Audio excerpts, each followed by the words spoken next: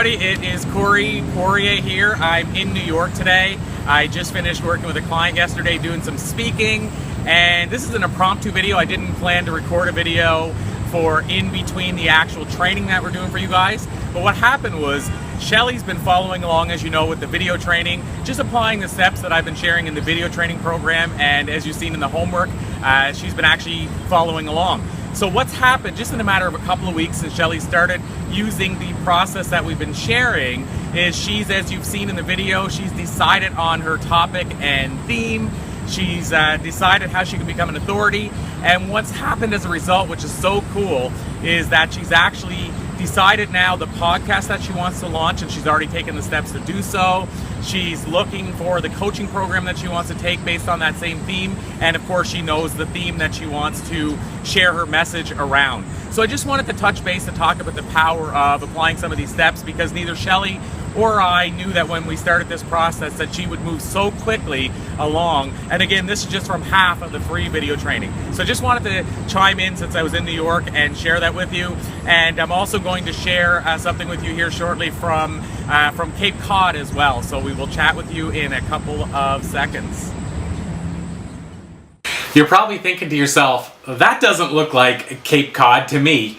And you would be correct. So we were originally planning to film this portion of the video in Cape Cod, and we did indeed go to Cape Cod and started filming, but what we discovered is it was far too windy on the day we decided to film, and it would have required way too many edits to bring this video together in an organic way, or at least as organic as possible for this style of video. So I thought it was more important to have it be organic than to edit it a whole bunch of times, or also to provide a video to you that had so much wind in it was hard to hear what I was saying.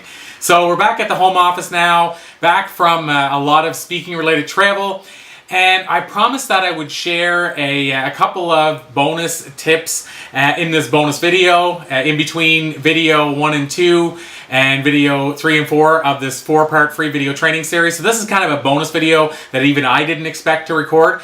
Now, if you haven't seen the first 2 free videos that are already out, and or you want to see the 2 videos that are coming out, go to thespeakingprogram.com and sign up there to gain access to all 4 videos, and also you'll be notified when we open the doors for the speaking program itself. But that said, I promised I'd deliver a couple of strategies or tips that you could use either in your speaking career, and you can even use these in your business career as well. So I'll share them by sharing a story first, and then I'll relate how I was able to use this in 2 circumstances. So just about a week and a half ago, I had the opportunity to speak at the Madison Square Boys and Girls Club in Brooklyn, New York, and we arrived about an hour before I was to do my presentation for the youth attendees. And so I decided to actually get to know some of the attendees, to talk to the staff at the club, to talk to the executive director, and just get a feel for what they were looking for and what was most pressing. And the end result is I was able to adjust the talk I was planning to give. Now, I still kept the core talk, but I was able to adjust it slightly so that I could deliver more in tune and more aligned with what they were hoping to receive as a message. The end result is we got an email after the talk saying that we were really able to relate to and engage the attendees, and I believe it's because we got there early and asked some questions and got to know the sort of the lay of the land, if you will.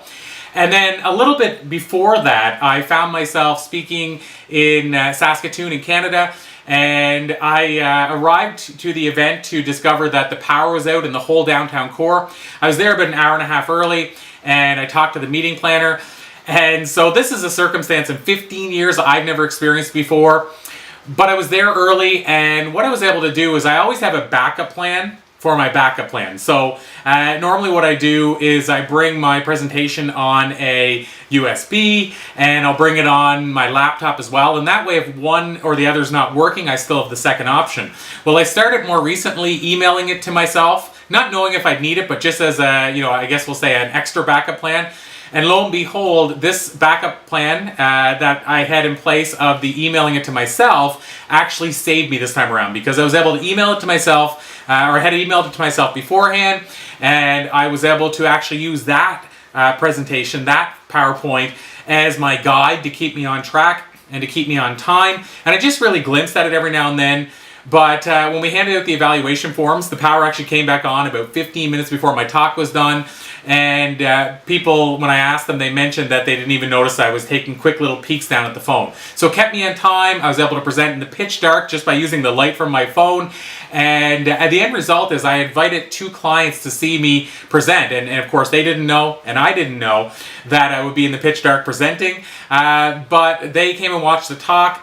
And they ended up telling me afterward that what was really cool is it gave them an opportunity to see me present in probably what is the worst case scenario situation. Again, I hadn't experienced it before, so it's something I never dealt with, and it's something most speakers hopefully will never have to deal with. So the end result is that they were impressed because I was able to deal with that situation and kind of work through it. And the evaluation forms are all positive. The end result overall is that I ended up having those 2 clients book me since then. Another client booked me in relation to me going to do that talk and then the talk itself. And as I've said before, speaking to me is about the difference you can make in people's lives and the impact. But if you want to do more of it and you want to impact more people, you need to have the freedom to be able to do it. And that lifestyle freedom we're all kind of shooting for. And so being able to deliver enough impact and value that you can bring enough revenue into your business to make that happen is very important. And so I crunched the numbers, and from that one talk alone, from the bookings that have already happened, the supplemental bookings and the booking itself, not including what I'm negotiating in addition to what's already taken place, I actually have been able to take more revenue into my business from that one talk than I did in my first year employee as an employee, and from an income perspective of working for the man. So that's pretty powerful in terms of what it's able to do for your lifestyle freedom. And if you're out there sharing your story and making a difference and an impact in the world, it's kind of a nice bonus to know that you can make that happen as well. So what are the tips though out of this? Well, the tips are, I went there early. So what I recommend, whether you're new to speaking or whether it's in relation to being an entrepreneur in business, is get there early. That gives you an opportunity in speaking to feel the temperature of the room and get yourself acclimatized, to talk with the attendees, to talk with the meeting planner, and just make sure that what you're delivering is exactly what they're looking for. I mentioned before as well, another kind of, let's say, backup plan I have or preventative maintenance I have is that I send out surveys beforehand to make sure that I'm asking questions to also prepare my presentation to make sure it's on target with what they're looking for. But by getting there early, you're able to figure out if there's other things you missed out on or if things might have changed. So it's kind of like a 2-prong approach. So getting there early is the tip. Get there, I would say, at least an hour early. I see far too many speakers. I'm on the bill with a lot of speakers. I see far too many arrive 5 or 10 minutes early. But if you're there an hour early or an hour and a half early, it gives you a lot of opportunity to make sure you're delivering on target.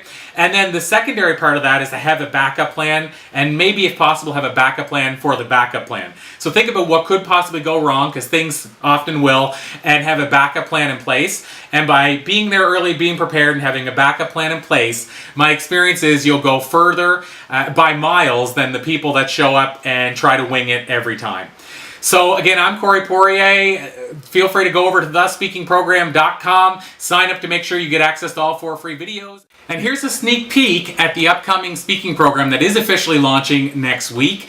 I decided to actually share with you a clip of international speaker Jade Simmons talking about why she believes in the importance of showing up early at events as well.